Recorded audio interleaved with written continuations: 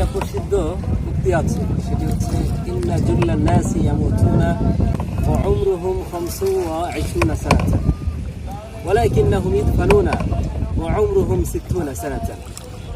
অর্থাৎ অধিকাংশ মানুষই মারা যায় 25 বছর বয়সে, আর তাদেরকে দাফন দেওয়া হয় 60 বছর বয়সে। কথাটা একটু ভেঙে বলি, প্রত্যেকটা মানুষের জীবনে একটা স্বপ্ন থাকে, তার ভালোবাসার একটা রঙিন স্বপ্ন থাকে, প্রত্যেকটা মানুষের হৃদয়ের মাঝে থাকে। স্বপ্নটাকে সে একটু একটু করে লালন করে, লালন পালন করার পর যখন স্বপ্নটা পূরণ হওয়ার একটু কাছাকাছি হয়ে যায়, ঠিক তখনই তার স্বপ্নটা ভেঙে যায়, স্বপ্ন পূরণের আর কোনো পথ উপায় থাকে না।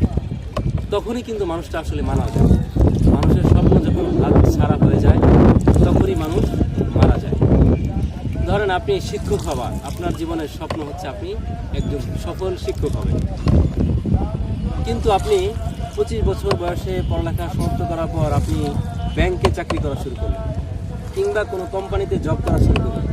সেদিন থেকেই কিন্তু আপনার জীবনের সব স্বপ্ন ভেঙে চুরমার হয়ে গেল।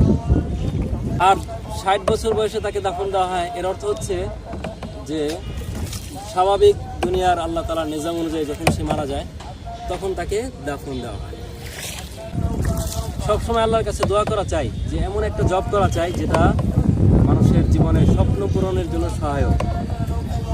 আপনি যেটা হতে চান, আপনি যদি সেই কাজেই ব্যস্ত থাকেন, সেই জবটাই করেন, তাহলে আপনি আপনার জীবনে সাকসেসফুল, আপনি সফল।